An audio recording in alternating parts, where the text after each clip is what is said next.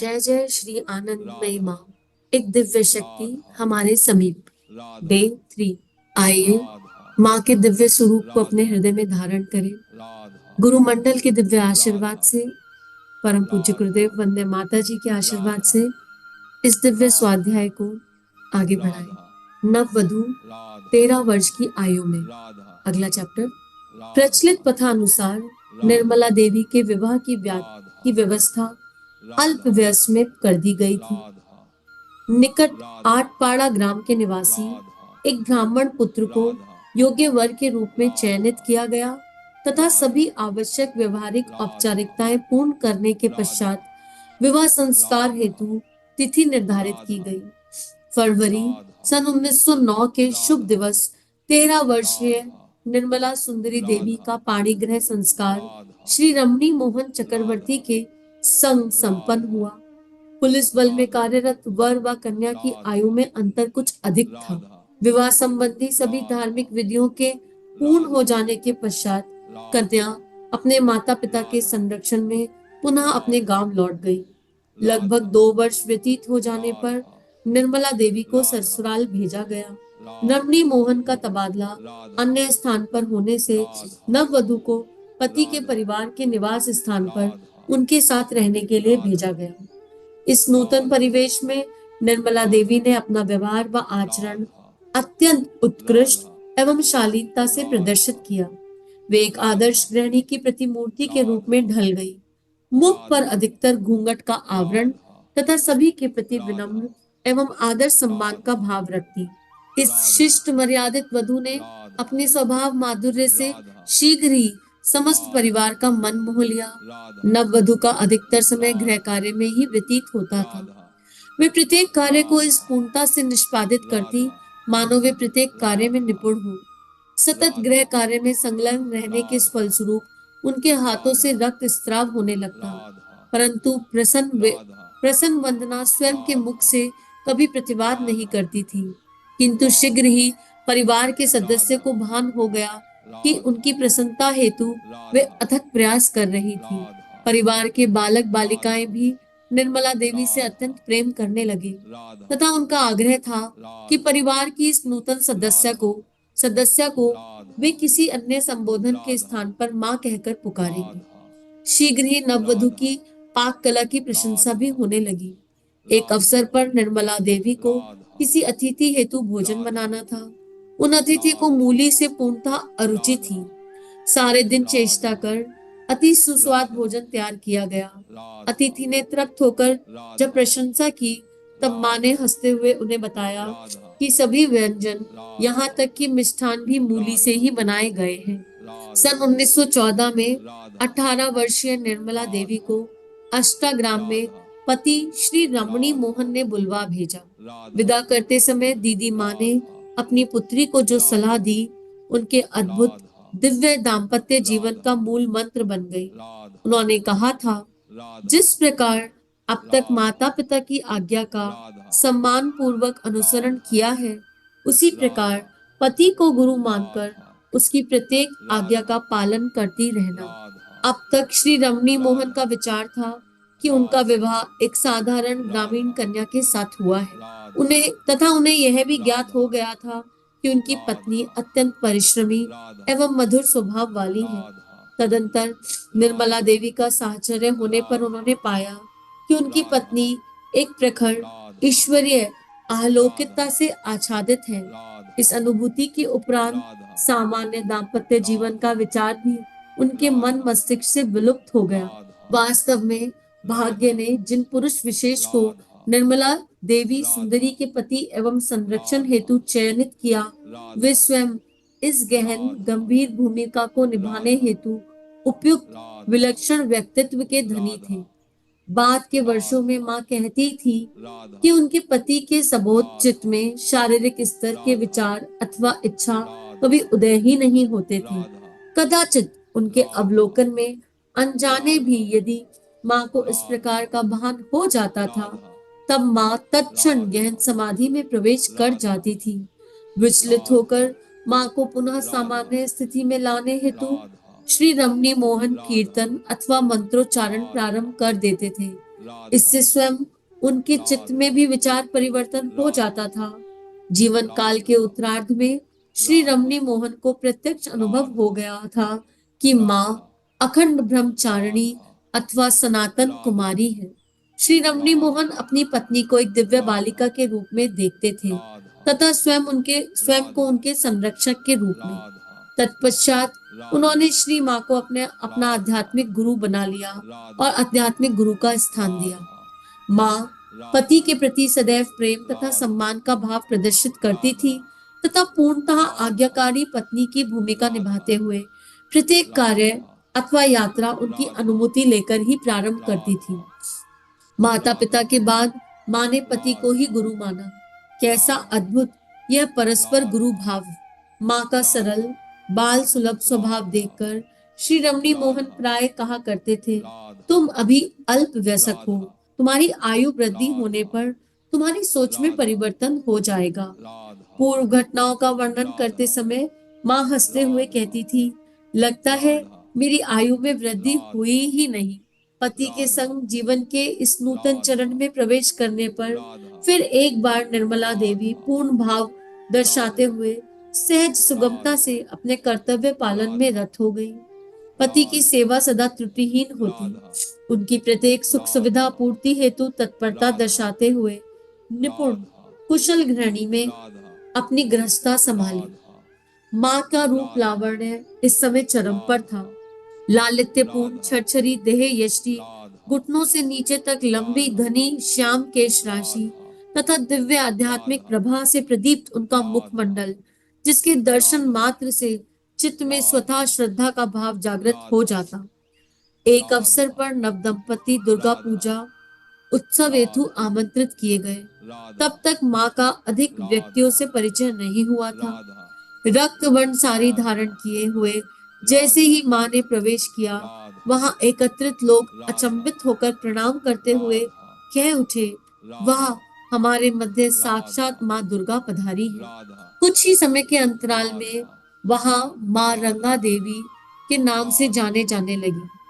प्रत्यक्षदर्शियों का कथन है कि जब वे नदी के तट पर जाती थी, तब उनके अलौकिक तेजों में स्वरूप से समस्त स्थान मानो आलोकित हो उठते थे।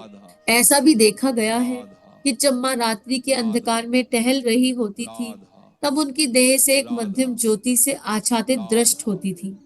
अष्टाग्राम प्रवास के समय उनके निकटस्थ पड़ोसी श्री हर कुमार राय निर्मला देवी सुंदरी को माँ शब्द से संबोधित करने वाले प्रथम व्यक्ति थे।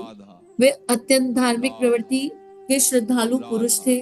उन्होंने माँ के हाथ से प्रसाद ग्रहण करने की इच्छा व्यक्त की, किंतु माँ अपने से संबंधित सभी कार्यों में शालीनता के कठोर नियमों का पालन करती थी, अतः यह निवेदन अस्वीकार कर दिया था। पति की अनुमति पाने के पश्चात ही प्रसाद प्रदान करने हेतु वे सहमत हुई। इसी समय श्री हरि कुमार राय ने भविष्यवाणी की थी, अभी केवल मैं आपको माँ कहकर संबोधित कर रहा हूँ, लेकिन एक दिन सारा संसार आपको माँ कहेगा।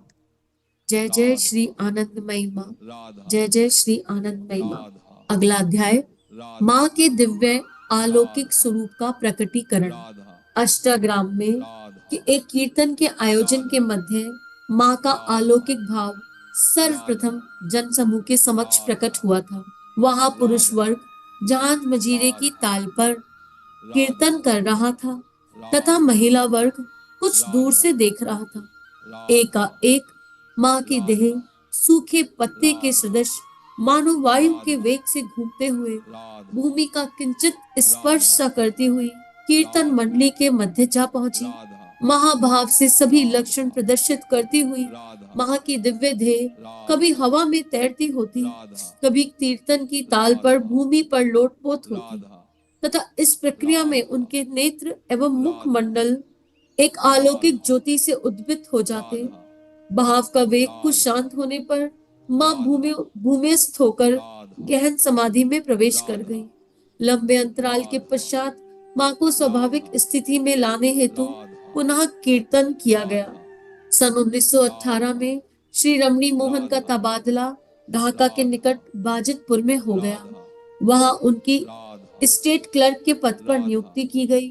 इस समय माँ की दिव्य लीला के गहन एवं प्रखर अध्याय का प्रारंभ हुआ। साधकों के संदर्भ में संभव था इसे अत्यंत गंभीर एवं सर्वाधिक महत्वपूर्ण अध्याय कहा जा सकता है। माँ प्राय अपने कार्यों की प्रेरणा बिंदु को इंगित करने के लिए ख्याल शब्द का प्रयोग करती थी। यद्यपि सामान्यतः ख्याल शब्द व्यक्ति की अपनी इच्छा या विचार प्रवाह को दर्शाता है, किंतु माँ के श्रीमुख से निकले इस शब्द का संकेत एक अंतः दिव्य स्पंदन की ओर था, जिसकी अभिव्यक्ति वैचारिक अथवा शाब्दिक रूप में होती थी। माँ स्वयं विशुद्ध चैतन्य स्वरूपा थी, अतः उनके स्वरूप में चेतन और अवचेतन अनुकूलता नहीं थी। एक दिन दिव्य शक्ति एवं दिव्य प्रेरणा ही माँ के अंतर मन चेतना में तथाकथित विचार के रूप में व्यक्त होती थी, तथा वह ही माँ की वाणी एवं सभी क्रियाकलापों को प्रेरित करती थी। इस दिव्य लीला के अगले चरण के विषय में माँ कहती है, एक दिन प्रातः सरोवर में स्नान करते करते मानस में एक ख्याल उदित हुआ, यदि एक साधक की लीला की जाए तो कैसा रहेगा।